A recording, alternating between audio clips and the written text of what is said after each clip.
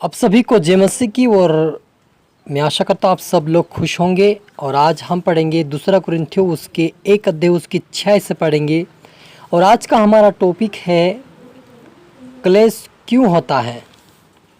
तो यहाँ पर लिखा है, यदि हम क्लेश पाते हैं तो यह तुम्हारी शांति और उद्धार के लिए है, और यदि शांति पाते हैं तो यह तुम्हारी शांति के लिए है, जिसके प्रभाव से तुम धीरज के साथ उन क्लेशों को सहा लेते हो जो जिन्हें हम भी सहते हैं।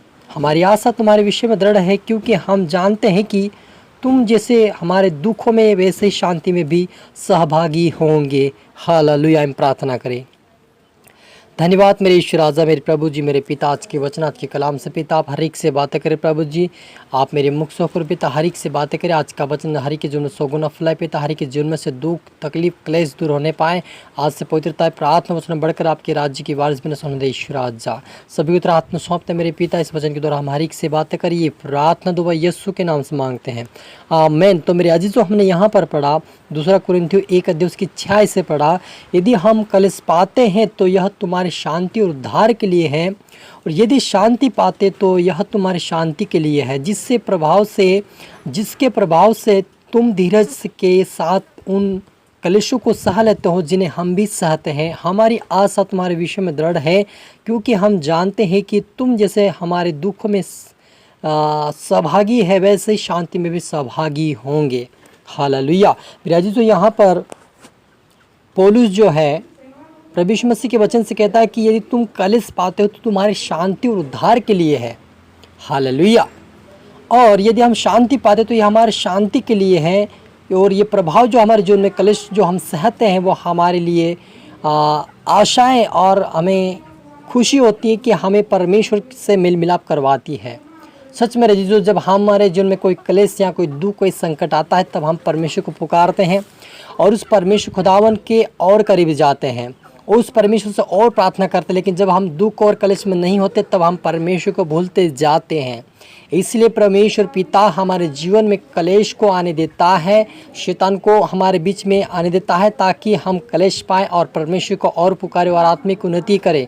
और क्लेश आने और दुख आने का कारण यही है कि हमें परमेश्वर प्रेम करता है और परमेश्वर चाहता है कि हम आत्मिक उन्नति करें, आत्मिक बातें बोले, वचन पढ़े, वचन पे चले। ये परमेश्वर चाहता है कि हम दुख उठाएं और शांति पाए और स्वर्गीय राज्य की शांति को भी प्राप्त करें। हालेलुया।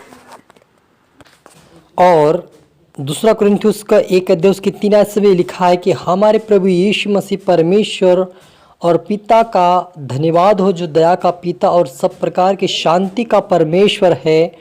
वह हमारे सब क्लेशों में शांति देता है, ताकि हम उस शांति कारण जो परमेश्वर हमें देता है उन्हें भी शांति दे सके जो किसी प्रकार के क्लेश में हो। क्योंकि जैसे मसीह दुखों में हम से अधिक सहभागी होते, वैसे हम भी शांति में मसीह के द्वारा अधिक सहभागी होते हैं। हालेलुया। मेरे अजीज, यहाँ पर पौलुस कहता है कि ये परमेश्वर पिता का धन्यवाद हो कि वो परमेश्वर दया का परमेश्वर है और वो हमें सब प्रकार की शांति देता है, और वो हमें शांति में सहभागी होने के लिए शांति में बुलाया है। और जो आज संसार में हर व्यक्ति जो क्लेश में पड़ा उनको भी हम शांति दे सके। सच मेरे अजीज, जो आज बहुत सारे लोग दुख और क्लेश और संकट में पड़े हैं, उनको भी हमें प्रभु यीशु मसीह के बारे में बताए, ताकि उनके जीवन में भी क्लेश और संकट दूर हो जाए, ताकि वे भी उन दुखों से बाहर आकर प्रभु यीशु मसीह की शांति पाएँ और अपने जीवन में आनंद पाए, और वे जीवन पाए जो अनंत जीवन के वारिस बने, वो जीवन पाकर परमेश्वर के राज्य के वारिस बने।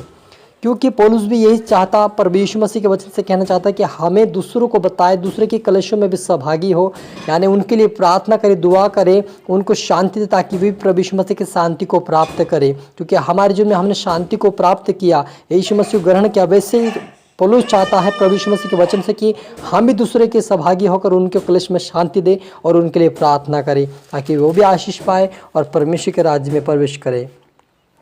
लिखा कि हे भाइयों, हम नहीं चाहते कि तुम हमारे उस क्लेश से अनजान रहो जो असिया में हम पर पड़ा। हम ऐसे भारी बोझ से दबे गए थे जो हमारी सामर्थ्य से बाहर था। हालेलुया। यहाँ पर दूसरा कुरिन्थियों 1:8 में भी पौलुस कहता है कि मैं तुम्हें बताना चाहता हूँ कि तुम कलेशों से अनजान ना रहो, जैसे मैं भी कलेश में पड़ गया था जो मेरे सहने से बाहर था।